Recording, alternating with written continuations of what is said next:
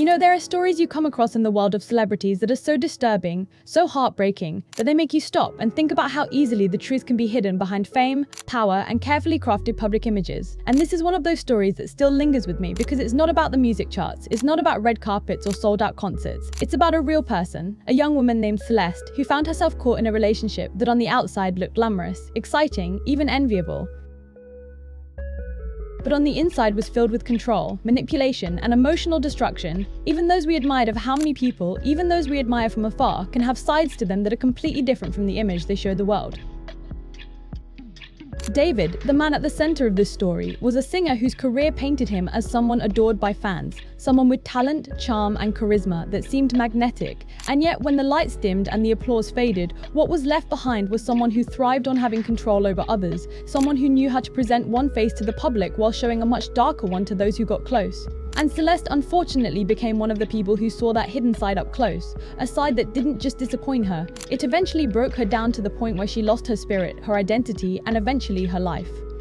Now, when I talk about this, I don't mean to turn Celeste into just a victim, because she was so much more than that. She was a person with dreams, with energy that people described as vibrant and warm, someone who genuinely lit up spaces she walked into, and it's important to remember her as that person, not just for the tragedy that followed, but also because it helps us understand how devastating it was for someone with that kind of light to be dimmed so aggressively by a relationship that was supposed to give her love and security, but instead drained her of everything she had. And that's what's so cruel about situations like this. Because at the beginning, it never feels like abuse. It never feels like manipulation. It feels like love.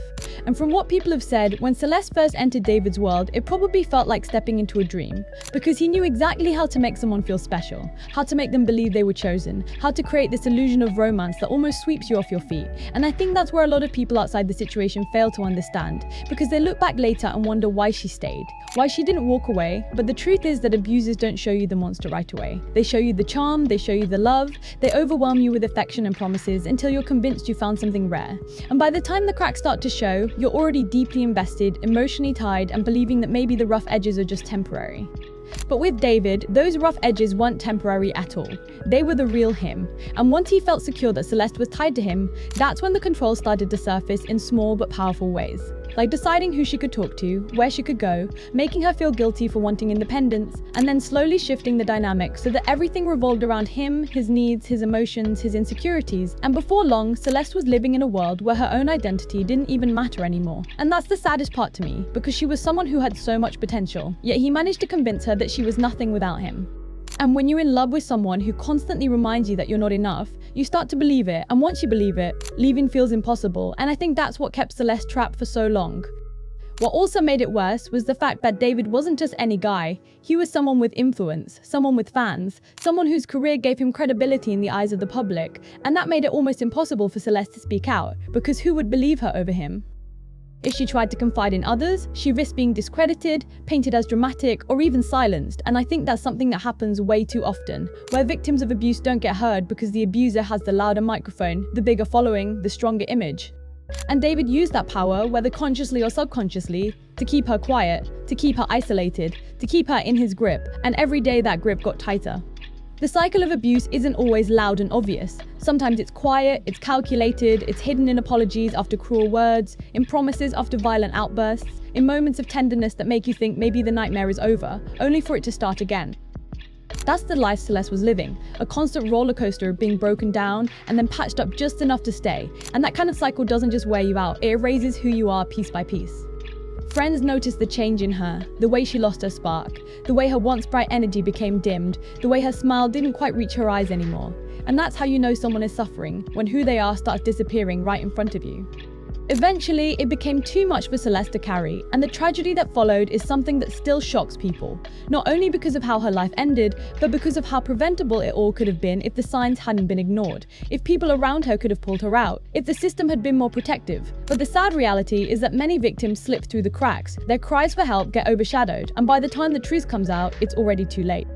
After her passing, so many pieces of the puzzle came together, accounts from those close to her, messages, testimonies that revealed just how toxic and damaging her relationship with David really was. And it painted a picture of a man who not only knew how to manipulate, but who thrived on it, who used his position and image as a shield to get away with behavior that would have destroyed his reputation if people had seen it sooner.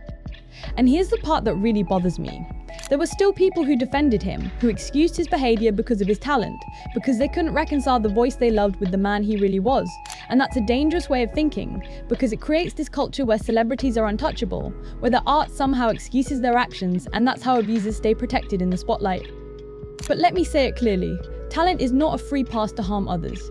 Fame does not erase cruelty, and charm does not justify control. David may have been a singer who touched people with his music, but that doesn't change the fact that he destroyed someone's life behind closed doors, and pretending otherwise is just another way of silencing Celeste all over again.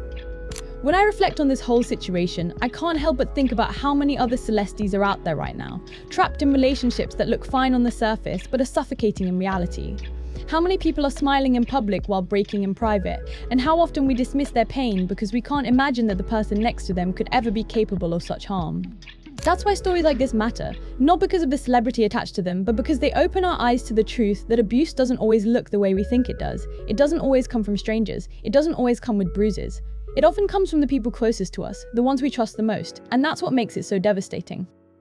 Celeste's story is more than just a scandal, more than just a headline. It's a life cut short, a voice silenced, a reminder that we need to do better when it comes to listening, believing, and protecting those who are suffering in silence.